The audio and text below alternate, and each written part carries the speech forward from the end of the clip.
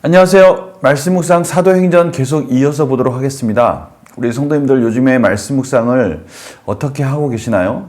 보통 저의 영상은 저녁에 촬영을 하게 됩니다. 오후 늦게 촬영을 하게 되는데요. 오전에 성도님들이 말씀 묵상을 하시고 하루 동안 적용하시면서 또 마지막에 제 영상을 통해서 마무리하는 형식으로 제가 그 영상을 제작하고 있습니다. 그래서 너무 늦게 올리다 보면 또 성도님들에게 방해가 될 것 같아서 아침 일찍 올리는 경우도 있습니다. 그래서 제가 요즘 많이 고민하고 있습니다. 아침 일찍 그날 영상을 올릴까 아니면 지금처럼 오후 늦게 올릴까 이런 생각도 해보는데요. 중요한 것은 제가 올린 영상뿐만이 아니라 우리 성도님들이 이 말씀 묵상을 통해서 스스로 이 묵상을 하고 나서 영상을 보는 것이 훨씬 유익이 되고 영상만 보는 것보다는 말씀을 묵상하고 개인적인 또 적용을 하는 것이 상당히 유익이 된다는 것입니다. 이 두 가지를 잘 병행해서 우리 성도님들 삶 속에서 말씀이 풍성하게 열매를 맺는 그런 삶으로 나아갔으면 합니다. 오늘 사도행전은 하나님께서 이 빈자리, 가룟 유다의 자리를 메꿀 수 있는 한 사람을 선택하는 과정을 갖게 됩니다. 그 조건은 간단하죠. 여러 가지가 있겠지만 무엇보다도 예수님과 같이 사역을 했어야 하고 또 예수님의 부활을 목격한 자, 그를 사도로 세우는 과정을 갖게 되는 것입니다. 오늘 말씀을 통해서 하나님께서 우리에게 말씀하시고자 하는 뜻이 무엇인지를 한번 깊이 묵상하면서 우리가 또 하나님의 섭리 가운데 우리는 어떻게 하는 것이 바른 신앙적인 삶의 선택인지를 같이 고민하는 시간을 갖도록 하겠습니다. 제가 기도하고 시작하겠습니다. 하나님 아버지 감사합니다. 오늘도 하나님께서 말씀을 주시고 이 말씀을 통해서 하나님이 원하시는 뜻 가운데 순종하기 위해서 겸손히 고개를 숙였습니다. 성령님 말씀을 조명하여 주시고 이 말씀을 통해서 삶의 능력으로 열매로 이어질 때까지 하나님께서 붙들어 주시옵소서. 감사드리며 예수님의 이름으로 기도드립니다. 아멘. 사도행전 1장 21절에서 26절 말씀입니다. 제가 봉독해 드리도록 하겠습니다. 이러함으로 요한의 세례로부터 우리 가운데서 올려져 가신 날까지 주 예수께서 우리 가운데 출입하실 때에 항상 우리와 함께 다니던 사람 중에 하나를 세워 우리와 더불어 예수께서 부활하심을 증언할 사람이 되게 하여야 하리라 하거늘 그들이 두 사람을 내세우니 하나는 바사바라고 하고 별명은 유스도라고 하는 요셉이요 하나는 matti아라. 그들이 기도하여 이르되 뭇 사람의 마음을 아시는 주여 이 두 사람 중에 누가 주님께 택하신 바 되어 봉사와 및 사도의 직무를 대신할 자인지를 보이시옵소서. 유다는 이 직무를 버리고 제 곳으로 갔나이다 하고 제비 뽑아 matti아를 얻으니 그가 11사도의 수에 들어가니라. 오늘 말씀을 보니까요. 21절에 주 예수께서 우리 가운데 출입하실 때에 출입하실 때 이렇게 표현되어 있지만 우리 옆에 영어 성경 보면 아시겠지만 주님께서 우리와 같이 동행하실 때 우리와 함께 다니던 사람 중에 이제 한 사람을 선택해서 유다의 자리를 메꾸기를 원합니다. 라고 그렇게 말하고 있습니다. 그러면서 두 사람을 추천하죠. 한 사람은 바사바라고도 하고 별명은 유스도라고 하는 요셉. 또 하나는 matti아. 이 두 명을 추천하게 됩니다. 그리고 이들은 기도를 합니다. 간절히 기도를 하고 나서 주님께서 이 중에 하나를 택하시면 그를 세우겠다라고 말씀합니다. 그리고 제비를 뽑아서 matti아를 뽑게 됩니다. 참 어떻게 보면 이 중요한 제자를 뽑는 과정에서 이 제비를 뽑아서 결정할까라고 하는 그러한 또 생각을 할 수 있지만 저는 이 모든 과정들을 보면서 하나님의 섭리에 맡긴다는 것이 무엇인가라는 것을 고민하지 않을 수 없게 되었습니다. 제비를 뽑는다라는 것은 어떻게 보면 우리가 최선을 다해서 적절한 자를 뽑는다라는 그것을 하나님께 맡기는 것이죠. 그래서 이 선을 우리가 좀 생각해 봤으면 좋겠어요. 어디까지가 제자들이 해야 할 일들이고 어디까지가 또 하나님께 맡기는 것인가. 제가 이 부분을 묵상을 하면서 참 다시 한번 생각해 봤어요.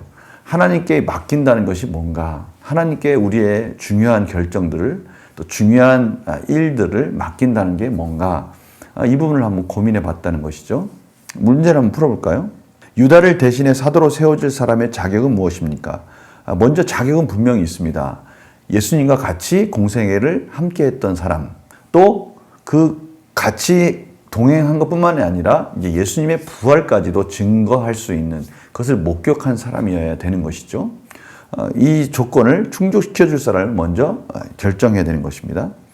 그래서 후보로 2번입니다. 후보로 지목된 두 사람은 누구입니까? 아까 제가 말씀드렸지만 요셉이라는 사람하고 마띠아라는 사람, 이 두 사람이 결정이 됐죠. 23절. 그 다음에 그 결정을 하고 나서 어떻게 했습니까? 26절에 최종적으로 제비를 뽑아서 마띠아를 뽑게 됩니다. 연구와 묵상 질문을 보면요. 사도를 세운 것과 같이 중요한 일을 제비 뽑기 방식으로 선택한 이유는 무엇입니까? 하나님께 맡긴다는 것이죠. 하나님이 이 둘 중에 하나를 선택해 주실 줄 믿고 제비를 뽑는 겁니다. 이 부분이 참 중요한 부분이에요. 어디까지 맡기는 거지? 왜 처음부터 그러면 그 많은 사람들 중에 한 사람을 뽑지 않고 두 사람을 뽑고 나서 그 중에 맡겼을까? 이런 생각을 또 할 수 있지 않습니까? 분명한 것은 이 모든 과정을 가만히 보면 이 최선을 다해서 주어진 일을, 맡겨진 일을 최선을 다해서 하면서 기도로서 이 과정 하나하나를 가고 있었다는 것을 알 수 있습니다. 그리고 나서 마지막 2명을 하나님께 의탁하고 그 결과를 맡기는 것이죠. 이 부분이 참 중요한 것 같습니다. 우리가 하나님께 맡긴다, 이 말은 우리가 손 놓고 가만히 있는다는 것이 아니라 우리가 주어진 자리에서 최선을 다해서 맡겨진 사역들을 감당한다는 것이죠. 직장이면 직장, 학생이면 학생으로서, 저 같은 경우는 목회면 목회로서 하나님께 최선을 다해서 시간과 또 모든 물질과 환경과 또 건강과 이 모든 것들을 종원해서 하나님이 원하시는 길을 가는 겁니다. 최선을 다해서 가는 거죠. 그런데 최선을 다해서 갈 때 참 조심해야 될 것은 이 모든 과정들 속에는 하나님의 은혜가 있다는 것을 잊지 않는 거죠. 최선을 다해서 가다가 한계를 만나는 것이죠. 그때 우리는 어떻게 합니까? 하나님께 기도합니다. 여기까지 최선을 다했는데 이 이상 갈 수 없습니다. 하나님, 이 모든 결과를 하나님께 맡깁니다. 바로 이 부분의 과정들이 오늘 제자들 가운데 있다는 것을 깨닫게 되는 것이죠. 최선을 다해서 기도하고 최선을 다해서 두 사람까지 뽑았는데 그 나머지에 대해서는 이제 하나님께 맡기는 겁니다. 우리 삶에 바로 이 부분이 필요하다는 것이죠. 처음부터 맡기는 것이 아니고요. 할 수 있는 한 최선을 다해서 하다가 결국 그 마지막까지는 하나님께 맡기는 겁니다. 저희들이 지금 하나님의 뜻 가운데 이 코로나19라는 어려운 시기를 겪고 있습니다. 이 과정 속에 하나님의 뜻이 어디 있는지를 모릅니다. 그러나 저희들이 할 수 있는 것은 최선을 다해서 하나님께 기도하면서 할 수 있는 한 최선의 방법과 또 여러 가지 것들을 동원해서 하나님의 영광을 드러내기 위해서 달려가는 겁니다. 그리고 그 결과는 하나님께 맡기는 것이죠. 중요한 것은 우리가 있는 자리에서 어떻게 하는 것이 정말 최선을 다하는 것인가. 이것마저도 하나님께 맡기면서 우리는 부지런히 달려가는 것입니다. 오늘 바로 그 부분을 말씀하고 계시는 것입니다. 오늘 문제를 보면요. 제비뽑기 방식으로 선택한 이유는 무엇입니까? 이 부분이 바로 하나님께 맡긴다라는 의미, 이 모든 처음과 마지막 과정까지도 하나님의 뜻 가운데 이루어지고 있다는 것을 인정하는 것입니다. 느낀 점 볼까요? 모든 일의 판단 과정에 하나님의 섭리가 있다는 사실에서 무엇을 느낍니까? 제가 주일 오후에 말씀드렸던 그 설교 내용 중에도 이 동일한 문맥이 흐르고 있는데요. 때로는 이스라엘 백성들처럼 가나안에 들어갈 때 맞이하는 그 전쟁에서 승리를 할 때마다 그들은 아마 이런 생각을 했을 것 같아요. 이 승리를 처음에 할 때는 그들이 연약하다는 걸 알고 하나님께서 온전히 맡기고 하나님께 막 맡기고 전쟁을 했을 겁니다. 그런데 승리를 할 때마다 왠지 자기들이 뭔가 잘한 것에 대한 자기들의 공의로움과 또 자기들의 능력들을 생각하지 않을 수 없는 거예요. 계속 승리를 하니까요. 그리고 그 승리를 하는 과정 속에서 자신들이 직접 전쟁을 하고 있었으니까요. 어떻게 보면 그 과정 속에서 자신들의 능력과 자신들의 소유와 또 자신들의 공의로움을 생각하지 않을 수 없는 거죠. 그럴 때 하나님께서 한 번 더 방점을 딱 찍어주는 겁니다. 이 전쟁은 너희들 때문에, 너희들의 공의로움 때문에 하는 것이 아니라 하나님의 섭리다라고 말씀하시는 것이죠. 그렇다고 이스라엘 백성들이 가만히 손 놓고 그 전쟁을 다 하나님께 맡기는 건 아니지 않습니까? 최선을 다해서 한 걸음 한 걸음 가나안 땅을 정복해 가면서도 하나님은 계속 그 부분을 말씀하시는 거예요. 이 모든 계획들은 하나님의 섭리 가운데 이루어지는 것이다. 그것을 놓치지 마라. 그렇게 말씀하시는 것이죠. 오늘 하나님의 섭리와 우리의 최선을 다한 삶, 바로 이 부분이 우리에게 균형 있는 시각이 필요한데 바로 그 부분을 가르쳐주고 계십니다. 최선을 다해서 한 걸음 한 걸음 가되 그 모든 섭리는 하나님께서 다 이루어주고 계시는 것이다라는 것을 인정하고 하나님께 맡기는 것이죠. 나는 그렇다면 정말 나의 삶 전부가 하나님의 뜻 가운데 이루어지고 있다는 것을 인정하는가? 그리고 감사하고 있는가?